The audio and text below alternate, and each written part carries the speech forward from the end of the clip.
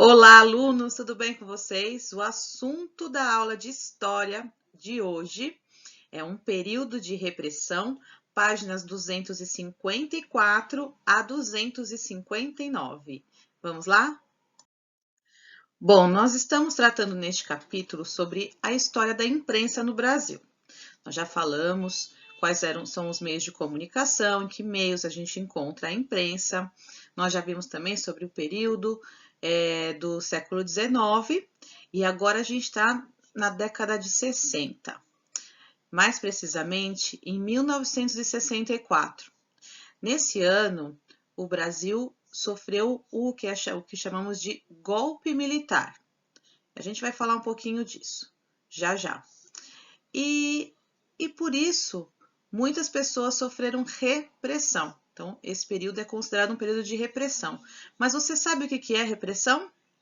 Bom, segundo o dicionário, repressão é um castigo ou punição que busca reprimir, proibir, controlar ou penalizar, medidas de repressão aos assassinos, interrupção de uma ação através de violência, repressão ao tráfico. Bom, então vamos pensar que dentro desse contexto, a repressão ela simbolizava o controle e que o governo tinha de proibir e penalizar quem não concordasse com ele. Então, a gente está falando da imprensa, o que aconteceu com a imprensa nesse momento? Eles ficaram impossibilitados de expressar qualquer tipo de manifestação contrária ao governo. Então, vamos entender o que aconteceu. Em 1994, o até então presidente João Goulart ele foi afastado pelos militares. Ele ficou sabendo de madrugada que ele não era mais presidente e que a partir dali quem assumia era um militar. E o governo instituído pelos militares era uma ditadura. Vocês já ouviram falar em ditadura? O que é uma ditadura? É um governo que é imposto, que tinha características autoritárias e repressivas. Assim, os opositores do governo militar eram perseguidos e impedidos de expressar livremente suas opiniões. Para impedir, então, a circulação de ideias contrárias ao governo, os militares passaram a censurar os meios de comunicação e as manifestações artísticas também, como músicas, filmes, programas de televisão, enfim, eles impediam que qualquer meio de comunicação de massa pudesse transmitir opiniões contrárias ao governo. E o que aconteceu? Muita gente não estava feliz com isso. Você ia ficar feliz se você não pudesse dar a sua opinião, expressar a sua opinião? Pois é, muita gente não gostou e mesmo correndo o risco de sofrer algum tipo de repressão, algum tipo de violência, ser preso ou até morrer, alguns criaram jornais alternativos, que nós chamamos de imprensa alternativa, como esse que a gente tem aqui ao lado, o Pasquim. É um dos principais jornais alternativos e foi criado no ano de 1969. E por que é tão importante para toda uma população a liberdade de expressão? Vamos pensar um pouquinho? Com a censura e a repressão durante a ditadura militar, a população ela perdeu o direito da liberdade de expressão. Viver em uma sociedade onde é proibido se manifestar é muito ruim, pois perdemos os direitos de emitir nossas opiniões e de também poder ser ouvido. Atualmente, a liberdade de expressão ela é um direito garantido por lei.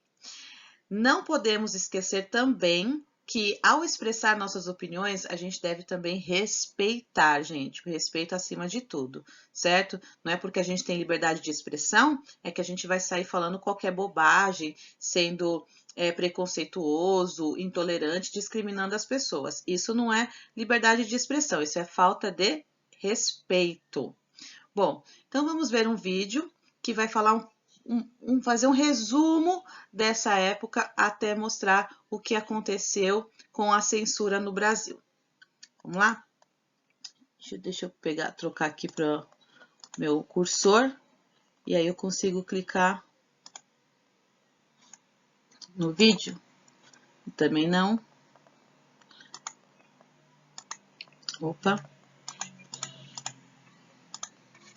Agora sim, vamos lá. O ano de 1964 é um marco de ruptura sob muitos aspectos. Os militares, com o apoio de muitos setores da sociedade civil, deixaram seu tradicional papel de interventores para assumir o poder executivo. Desde a renúncia de Jânio Quadros, em 1961, os militares e a elite brasileira não queriam que o vice, João Goulart, assumisse a presidência da República, pois temiam que ele promovesse a comunização do Brasil. Em decorrência disso, uma intensa campanha de desarticulação do governo federal foi feita, levando à deposição do presidente João Goulart na madrugada de 1º de abril de 1964. Durante 2 décadas, o Brasil teve 5 presidentes militares: Marechal Humberto de Alencar Castelo Branco, Marechal Arthur da Costa e Silva, Marechal Emílio Garrastazu Médici, General Ernesto Geisel e General João Batista Figueiredo. Todos eles procuraram manter seus governos dentro da legalidade. Uma Constituição foi outorgada e novas leis foram criadas, como os atos institucionais. Ao todo, foram editados 17 atos institucionais durante o governo militar brasileiro. O mais rigoroso deles foi o AI-5, promulgado em 13 de dezembro de 1968, que fortaleceu ainda mais o poder executivo, permitindo ao presidente fechar o Congresso, cassar mandatos, demitir, remover ou aposentar juízes e funcionários públicos e suspender direitos políticos dos cidadãos por 10 anos. As eleições presidenciais passaram a ser indiretas, ou seja, os governantes não seriam escolhidos pela população, mas por um colégio eleitoral, e somente 2 partidos podiam atuar na cena política: a Aliança Renovadora Nacional, ARENA, Partido da Situação, e o Movimento Democrático Brasileiro, MDB, partido da oposição consentida. E pronto, estava instaurada uma ditadura militar no Brasil. E logo muita gente que havia apoiado o golpe de 1964 passou a fazer oposição ao novo regime, como os empresários, os jornalistas, a Igreja Católica e os políticos. Muitas foram as manifestações de resistência ao regime autoritário implantado no país. O movimento estudantil cresceu e se organizou nesse período. Censurados, os jornais de grande circulação em todo o território nacional, como o Jornal do Brasil, o Globo, o Estado de São Paulo e a Folha de São Paulo, driblavam o controle como podiam. Muitos jornalistas passaram a trabalhar na chamada imprensa alternativa. O Pasquim e o Movimento são apenas alguns dos mais conhecidos jornais alternativos do período do regime militar. No teatro e na música, muitos artistas mostraram seu descontentamento com o autoritarismo vigente. Chico Buarque, por exemplo, compôs muitas canções de protesto, como Apesar de Você e Cálice, depois censuradas por se tornarem um símbolo da resistência contra o regime militar. Outra importante... Bom, gente, parei por aqui porque já falou o que a gente precisava ouvir sobre esse momento da repressão, sobre a censura, sobre a ditadura e sobre a liberdade de expressão. Vamos seguir, então, vamos mudar um pouquinho de assunto? Bom, na verdade, a gente vai concluir o assunto, passando um pouquinho adiante na época, chegando, enfim, aos anos 80. Então, a ditadura acabou nos anos 80 e a imprensa brasileira passou a ter mais liberdade para publicar notícias e reportagens. Aí, na década de 90, com o desenvolvimento da internet, a imprensa passou a utilizar intensamente esse meio de comunicação, como todos nós, né, passamos a usar bastante, e muitos jornais que antes eram de edições impressas começaram a ser publicados em edições digitais. Além disso, diversas publicações novas passaram a circular apenas no meio virtual. Então, aqui vocês veem alguns exemplos de canais na web de notícias. Aqui nós temos olha só, além de ser um veículo de informação que atingiu muitos brasileiros, a internet facilitou a troca de ideias e a interação com o público. Muitos sites permitem que leitores façam comentários e expressem suas opiniões. Ao lado, imagem do site Seninha, que permite a participação de internautas. Então, olha só, aqui é o site do Seninha. E aqui a internet possibilitou a ampliação e a diversificação da imprensa. Vários grupos da sociedade criaram seus próprios canais de publicação de notícia, de comunicação com a população indígena, por exemplo. Atualmente, publicam na internet muitas notícias sobre sua cultura. Vocês sabiam disso? Desse canal de notícias indígenas? Olha que interessante, né? E também tem a imagem aqui é da Rádio Indígena Yandé, veiculada pela internet.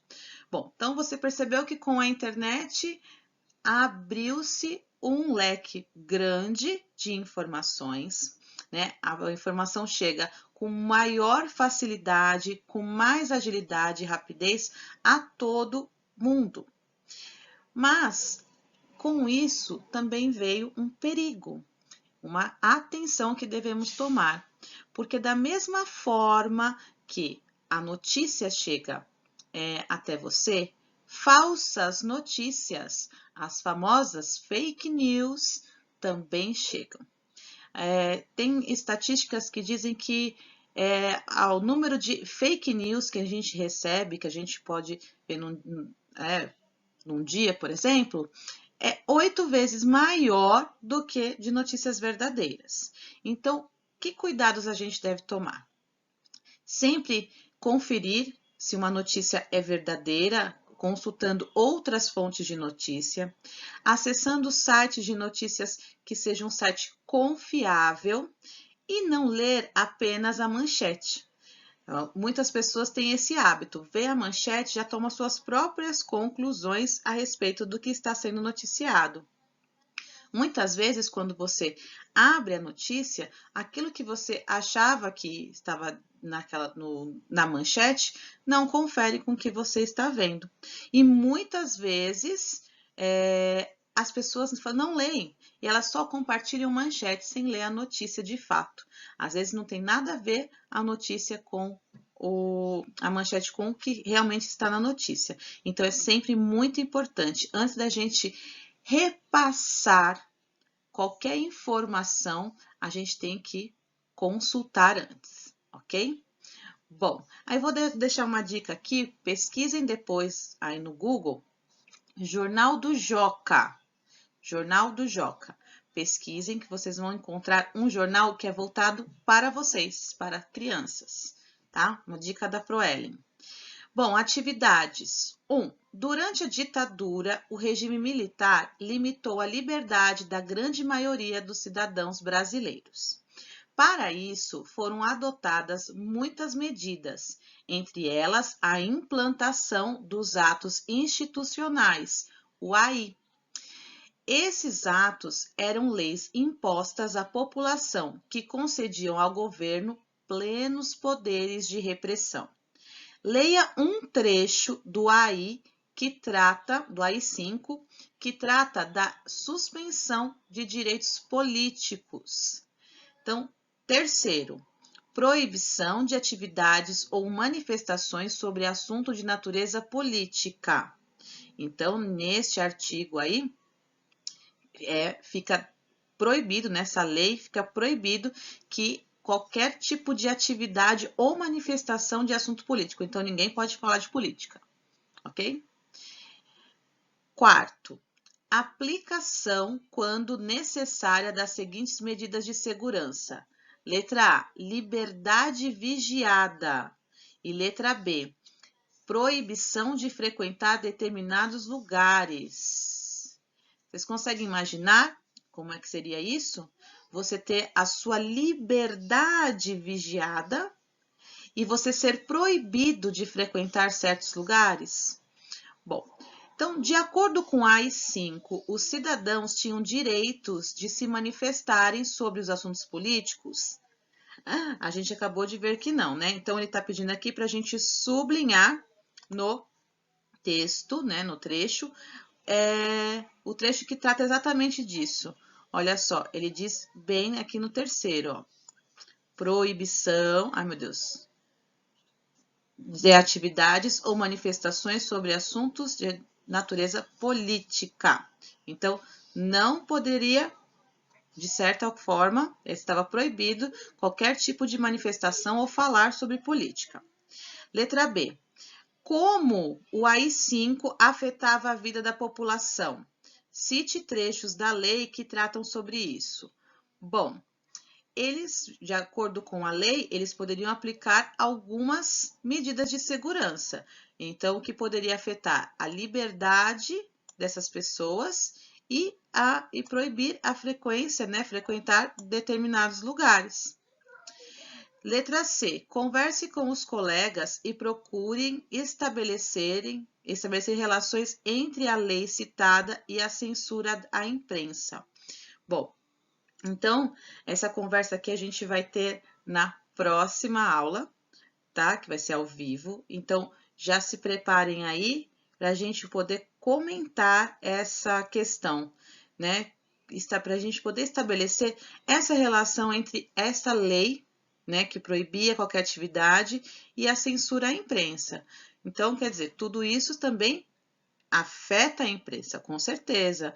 A gente está falando do quê? Da liberdade de expressão. O jornal passou a não poder mais exercer esse direito, passou a ser crime exercer a liberdade de expressão, expressar a sua opinião. Bom, gente, a gente não encerrou ainda. Nós vamos falar um pouquinho, então, sobre a imprensa e o compromisso com a verdade. Bom, observem essa charge. Olha só. O que vocês podem notar? Essa charge é do Ivan Cabral. Ué, cadê o outro lado da imprensa que deveria estar aqui? Sorriso Pensante, dia 14 de junho de 2010. Nessa charge, o que a gente pode notar? Que a notícia tem dois lados, né? Uma informação, toda história tem dois lados. Tem um lado de quem fez e de quem recebeu, vamos dizer assim. Bom, então tem que ter um compromisso, o jornal tem que ter um compromisso com a verdade. Então vamos ler um pouquinho aqui. Atualmente, a imprensa e os meios de comunicação divulgam uma enorme quantidade de informações. Você já reparou nisso? Pela internet, televisão, revista ou jornais, temos acesso diariamente aos fatos que acontecem em diferentes lugares do mundo. Muitas vezes, porém, as informações que chegam até nós acabam sendo controladas pelos grandes grupos da imprensa. Assim, sem o devido compromisso com a verdade, por vezes esses meios de comunicação divulgam informações mostrando apenas um lado das notícias, sem apresentar aos cidadãos as várias versões sobre um fato. Então, a gente já notou aqui a charge que fala justamente sobre isso, mostra justamente isso, né? Então, é importante selecionarmos de forma crítica os veículos de informação que acessamos. Buscamos pesquisar se eles têm compromisso com a verdade, entender as diversas versões de uma história, de uma notícia, né? É fundamental para que possamos formar as nossas próprias opiniões. Bom, tudo isso eu tinha acabado de falar no slide anterior, né? A gente terminou, então, este capítulo. E o que a gente aprendeu aqui? Nós aprendemos, né, conhecemos um pouco da história da imprensa brasileira. Nós vemos que os primeiros jornais do Brasil foram criados no início do século XIX e ao longo dos anos a imprensa foi se diversificando e passou a abordar assuntos relacionados à política, à abolição da escravidão, ao papel das mulheres e os direitos dos operários. Já no século XX, muitas revistas destinadas ao público feminino divulgavam conteúdos relacionados aos ideais, né, de beleza e de consumo e a vida doméstica, buscando moldar o comportamento feminino. Ao longo do século XX, o rádio e a televisão foram importantes meios de comunicação da imprensa brasileira, possibilitando o acesso às notícias. E durante a ditadura militar, que foi o que tratamos na aula de hoje, a imprensa brasileira sofreu a repressão e a censura. Bom, gente, eu vou ficando por aqui. Envie a atividade lá no Google Classroom. Acessem o Jornal do Joca, que é um jornal legalzaço, assim vocês vão gostar mesmo, porque são notícias para o público da idade de vocês, tá? Bom, até a próxima aula. Um beijo grande. Tchau, tchau.